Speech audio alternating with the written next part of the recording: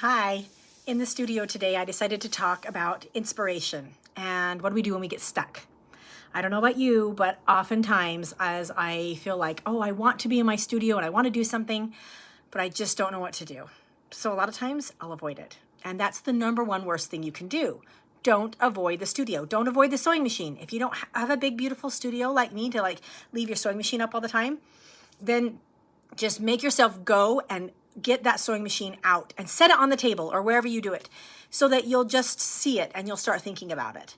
You know, I work out at the gym about 4 times a week, and every day it's still hard. Every morning it is still hard to get to that gym. And the thing that made it the best for me to get there is, number one, I got accountability partner. I have a friend that goes with me. So even if I don't go, she goes. She's amazing. So I get out there and go because of her. So the hardest part is to get those yoga pants on, right? Or those gym pants on. And as soon as I get my gym pants on, then there's no going back. I'll go. It's the same thing with quilting. As soon as I walk in that studio, I want to stay. I want to stay in my studio. It's a happy place. I love it out here. So I just have to make myself walk in the studio. And inevitably, I'll want to start working on something or finish a project. So what if I walk in the studio and I still have no inspiration? Because that has happened too. So number one, I keep a sketchbook. And sketchbooks have been a love-hate relationship with me for many years. I often start out something and then I hate the idea and I scribble it or whatever, or I toss it. But I have come back to my sketchbooks over and over again and found that they have been a source of inspiration for me. I buy just little art books that are plain pages. I don't like lines. This is one I did years and years ago trying to start designing an Olympic quilt for the Sochi Olympics. And I love looking back and see I did do it. I don't love how the product turned out, but I did it. And I love looking back at my thoughts. I draw pictures. I write lists of things. Sometimes it has nothing to do with quilting. I take notes from classes. I practice my free motion in here. There's all kinds of things. I wanted to do a quilt with women, so there's a sketch. My sketchbook is a source of inspiration for me, and when I'm feeling stuck, this is an old one. I pull it out and I look through it, and almost always I can find an idea of, oh yeah, I wanted to do that, but I just haven't had time. Well, now I'm stuck and I'm going to pull it out and I'm going to do that project. Or it will lead me to another idea. One of my very favorite ways to be inspired is Pinterest. I'm sure most of you have probably been on there. I love Pinterest. In fact, I get a little too addicted to it, and so I don't go on very often because then I just get stuck and I can't get away. But I have an inspiration board on there, and I'll put a picture up after this video to show you what it's filled with, or you can go on to Pinterest and look up Experience the Quilt and look under my inspiration board as well and see all the beautiful pictures that I have saved there. Some of them I have done quilts off of, and some of them I have not. They are just there waiting for me when I need some inspiration.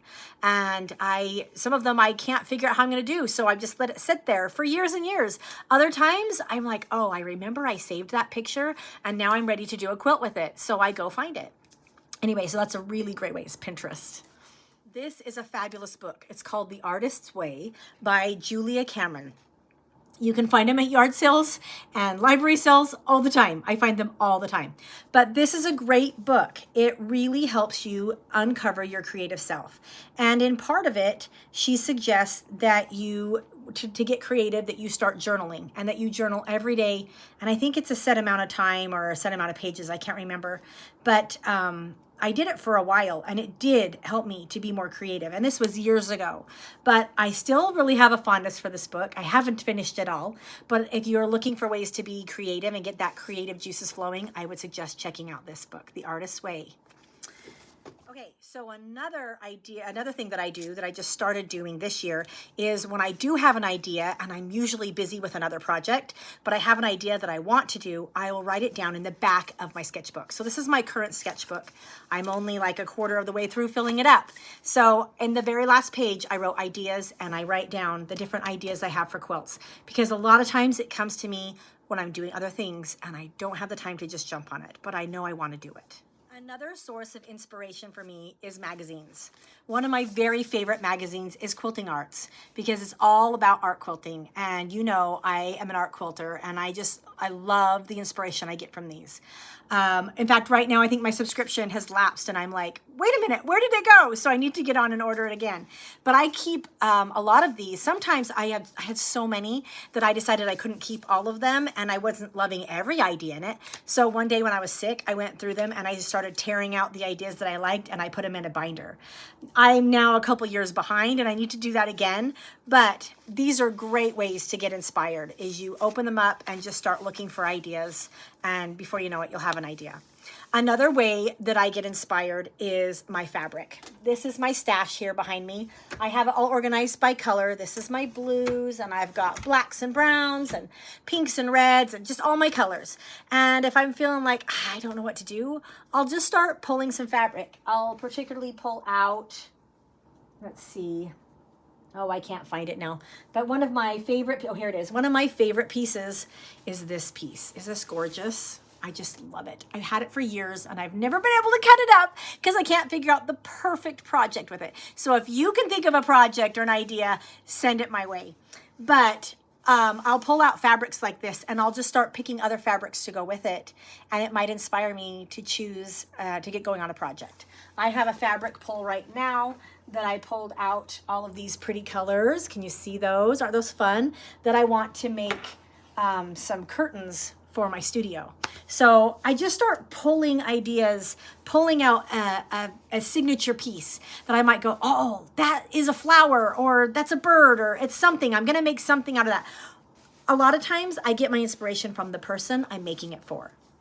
I often make a quilt for somebody at Christmas time, and I'll have that person in mind that I have their name and I've got to make something for them. So I will get inspired about something they love, like my guitar quilt. It's folded up somewhere. I'll get a picture on here. But my guitar quilt was totally inspired, and it wasn't mine. It was a pattern I bought, but it was something that I wanted to do for my brother because he loved to play the guitar.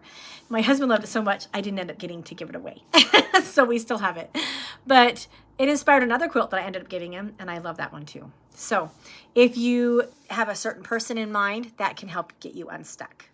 Okay. Another way I get unstuck is I go to my scraps. I have drawers of color-coded scraps next to my sewing machine. And when they get full, I then take them and store them into big buckets. And then they aren't by color by that time. But I start out with them by color, about 2 colors in each drawer. And if I'm trying to figure out what I want to do, I'll pull those scraps out and I'll just start improving. Meaning I cut strips, or I cut shapes, or sometimes I just take something and start sewing it together, and out comes an improv quilt. So that's really fun. You can take strips of I suggest taking strips, starting there, and then the next time take a square and then add pieces to it and sew wonky strips to it.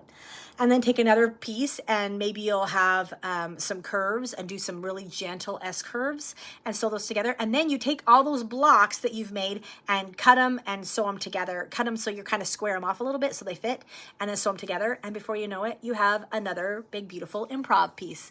And I'll post that after this as well. One more thing I want to say is it takes time to be creative. We all need it. Our souls need to be creative. So take the time to invest in yourself. Go into your studio, go to your sewing machine, go to your fabric stash, go to Pinterest, and take 20 minutes. You turn off the phone, block out for you, and just start thinking. And start coming up with those creative juices. And before you know it, you'll have sketched an idea, or you'll have started an idea, but it does take time. I rarely get a project started without being in my studio and like cleaning up and messing around, sometimes for a good 45 minutes before I'll get started on something. So I love it when I have a project already going because I get to come in and just get started on it without having to mess around and wonder what I'm going to do. But that's okay. Sometimes the brain needs to relax. It needs to be bored. It needs to be able to wander. Some of my best ideas I get in the shower, because in the shower your brain cannot have the phone. Rarely there's my children knocking at the door bothering me because they know I'm in the shower, and so I get that time for my brain to wander. And I watched a TED Talk on this about a month ago that was so good, and how he said that our brains need that time to wander in order for it to be creative and to have a higher level of thinking. It was really great. If you had the chance to look it up, can't remember which one it was. If I do, I'll post it on here.